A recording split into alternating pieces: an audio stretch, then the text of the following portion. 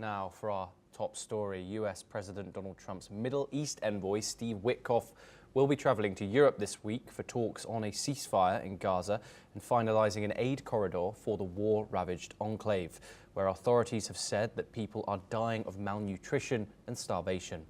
Listen in to what the US State Department spokesperson, Tammy Bruce, had to say. Also in my conversation with the Secretary, he has noted that Special Envoy Witkoff is heading to the region now, to the Gaza area.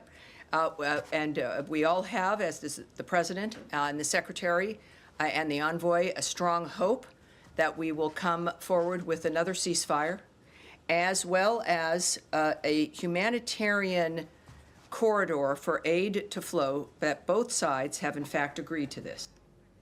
Reportedly, Witkoff is expected to depart for Rome on Wednesday. In Rome, Witkoff will be meeting with Ron Dermer, the Israeli Minister of Strategic Affairs, and a senior Qatari envoy.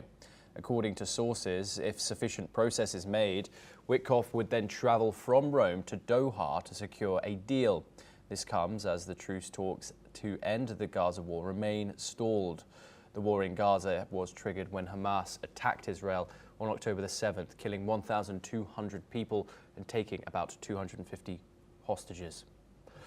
Israel's subsequent military response has killed over 59,000 Palestinians, according to the Hamas-run Gaza Health Ministry. We're now joined by Mark Sofer, who's the former ambassador of Israel to India. He joins us live from Jerusalem. Mark, thank you very much for joining us on the program.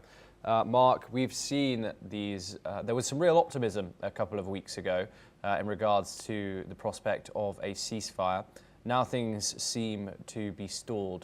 Do you think the arrival of Donald Trump's Middle East envoy here is going to change much in regards to the current state of this war? Well, I certainly hope so. I think that what the war, my point of view is that the war needs to end immediately, but even a ceasefire, a long-term ceasefire, which for all intents and purposes means an end to the war, hopefully, if it can bring about release of hostages, then it's supposed to be and alleviation of the suffering on both sides of the equation, both in Palestinian territory, in Gaza and in Israel. I think that would be a boon to the stability of the region and wider and further afield. So yes, I certainly hope so. It's something that we could have achieved some months ago. I think there was stalling, a little bit of stalling on the Israeli side on one hand, but certainly massive stalling and complete opposition to any type of deal from Hamas, who doesn't really care one way or the other how many Palestinians are suffering and how many are living under terrible conditions. That doesn't bother them at all because this is an organization very much like the Lashkar al-Taiba, which is dedicated just to destruction, killing, murder, and mass death. Mark, one of the factors in this deal is going to be the flow of aid into the Gaza Strip from the United Nations. That's what Hamas wants to be in this deal. What practical obstacles remain to finalising a humanitarian aid, quote, corridor into Gaza, despite State Department hopes for its establishment? Well, I certainly hope that enough aid comes through for the people who are uninvolved with any type of terrorism or with the Hamas. They certainly don't deserve to suffer under any circumstances in Gaza. However, what we've seen until previously, and I'm certainly not talking for the Israeli government, with which I am in total opposition to, but I think that what we have seen is that the aid that was coming in prior, in 2 years since the war started, 1.5 to 2 years since the war started, is that the Hamas was basically stealing the aid. Not only was it stealing the aid, it was reselling it at enormous prices in order to garner income from the Palestinian people that were suffering enough anyway. So yes, I think that there needs to be some sort of aid program, a massive aid program in place, but a massive aid program that prevents the aid from arriving at the hands of the terrorists and from then on being sold or being used only by them to the detriment of the innocent and uninvolved Gazans.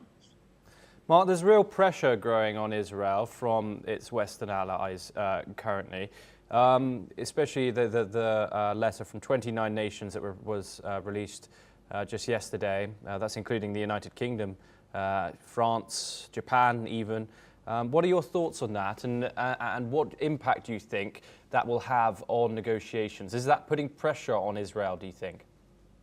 Well, I think first and foremost, well over 70% of the Israeli public wants an end to the war anyway. So I think that this statement feeds a lot into public sentiment here in the country, whatever the case may be.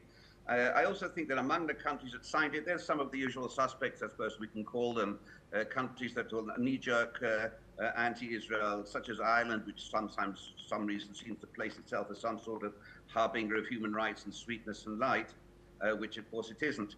But there are countries there which, though critical, are very, very friendly, have always been traditionally friendly to Israel, such as the UK, as you mentioned, such as Italy, Austria, Australia, etc.